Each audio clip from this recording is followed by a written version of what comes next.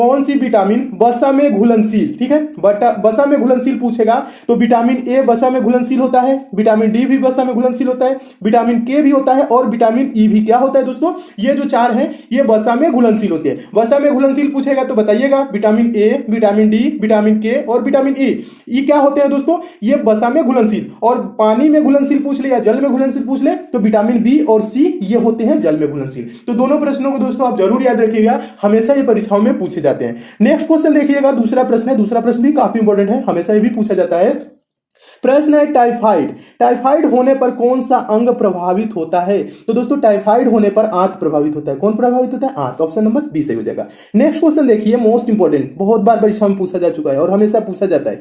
मानव में गुणसूत्रों यानी क्रोमोसोम्स की संख्या कितनी होती है। क्रोमोसोम्स की संख्या कितनी होती है, 46 होती है। तो कौन सा आंसर सही हो जाएगा, ऑप्शन नंबर सी सही हो जाएगा। देखिएगा यहां पे समझने वाली बात क्या है, 46 होती है लेकिन ये क्या लिखा है 23 जोड़े। 23 जोड़े का मतलब क्या हो गया दोस्तों, 46 हो गया। अगर जो सिर्फ संख्याएं दी रहती तो 46 टिक करते, ठीक है। लेकिन जोड़े का मतलब, जोड़ा में 2 होता है, एक जोड़े का मतलब 2, 2 जोड़े का मतलब 4, 46 यानी कि क्या हो गया 23 जोड़े का मतलब क्या दोस्तों 46, ठीक है। क्रोमोसोम्स की टोटल संख्या कितना होता है तो 46 होता है। और जोड़ा में पूछे तो दोस्तों आंसर दीजिएगा 23 जोड़े, ठीक है। 23 जोड़े का मतलब हो गया 46, ठीक है। तो यहां पे आप कंफ्यूज नहीं होंगे, इस टाइप से थोड़े से कंफ्यूज हो गए प्रश्न आप गलत कर देते हैं, लेकिन गलत नहीं करिएगा, ठीक है। मानव में गुणसूत्र यानी क्रोमोसोम्स की संख्या कितनी होती है तो 23 जोड़े होती है, संख्याएं पूछे तो 46 होती है। तो इसे दोस्तों आप जरूर याद रखेंगे। नेक्स्ट क्वेश्चन देखिएगा, चौथा प्रश्न भी इंपॉर्टेंट है।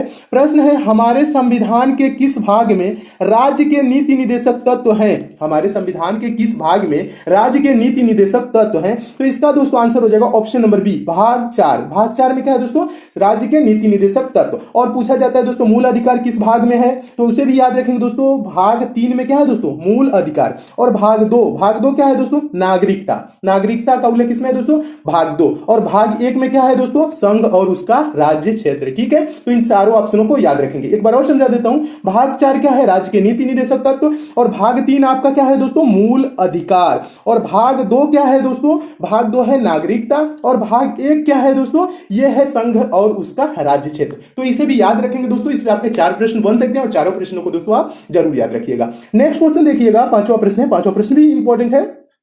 प्रश्न है गौतम बुद्ध ने अपना उपदेश जो धर्मचक्र परिवर्तन के रूप में जाना जाता है कहां दिया था। गौतम बुद्ध ने अपना उपदेश जो धर्मचक्र परिवर्तन के रूप में जाना जाता है कहां दिया था। तो इसका दोस्तों आंसर हो जाएगा ऑप्शन नंबर बी सही हो जाएगा, सारनाथ में, ठीक है। सारनाथ में अपना पहला उपदेश दिया था जो धर्मचक्र परिवर्तन के रूप में जाना जाता है। तो इसे भी याद रखेंगे। नेक्स्ट क्वेश्चन देखिएगा, छठा प्रश्न है। छठा प्रश्न भी इंपॉर्टेंट है दोस्तों, सारे प्रश्न ये सब परीक्षाओं में पूछे गए और हमेशा पूछे जाते हैं, इसलिए सभी प्रश्नों को दोस्तों याद करते हुए चलिए, ठीक है। छठा प्रश्न क्या कह रहा है, सिंधु घाटी सभ्यता की खोज किसने की थी। तो सिंधु घाटी की सभ्यता दोस्तों ऑप्शन नंबर सी सही हो जाएगा, दयाराम साहनी ने की थी।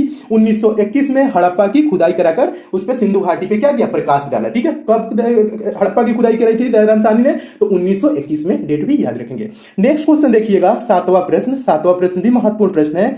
खजुराहो मंदिर का निर्माण किसने करवाया था। तो इसका आंसर क्या हो जाएगा, ऑप्शन नंबर डी, चंदेल वंश ने खजुराहो मंदिर का निर्माण कराया था। तो ऑप्शन नंबर कौन सही हो जाएगा, डी सही हो जाएगा, इसे भी याद रखेंगे। अगला प्रश्न देखिए, आठवां प्रश्न। आठवां प्रश्न भी इंपॉर्टेंट है, ठीक है।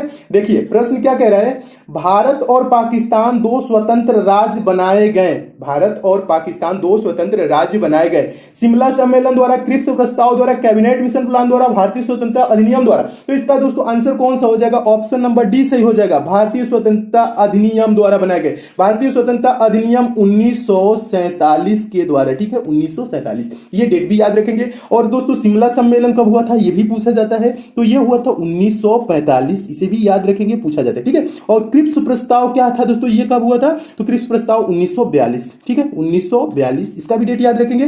Cabinet mission plan, cabinet mission योजना, ये भी पूछा जाता है दोस्तों। तो कैबिनेट मिशन बहुत बार पूछा जा चुका है, कैबिनेट मिशन योजना, ठीक है, यानी कैबिनेट मिशन प्लान, तो 1946 इसका हो जाएगा डेट, ठीक है। सभी डेटों को दोस्तों आप जरूर याद रखिएगा, हमेशा ये दोस्तों परीक्षाओं में पूछे जाते हैं, तो सारे डेट को आप नोट कर लीजिएगा और याद रखिएगा। नेक्स्ट क्वेश्चन देखिए, नौवां प्रश्न। नौवां प्रश्न भी काफी इंपॉर्टेंट प्रश्न है। देखिए प्रश्न है नौवां, भारतीय रेल राष्ट्रीय एकेडमी, भारतीय रेल राष्ट्रीय academy, national academy of Indian railways कहां स्थित है। तो इसका आंसर क्या हो जाएगा दोस्तों, चारों ऑप्शन को पढ़ेंगे तो ऑप्शन नंबर इसका डी सही हो जाएगा, बड़ोदरा में, बड़ोदरा यानी गुजरात में, ठीक है। तो इसे भी याद रखेंगे, हमेशा दोस्तों पूछा जाता है, ये मोस्ट इंपॉर्टेंट क्वेश्चन है, तो आप इसे जरूर याद रखेंगे।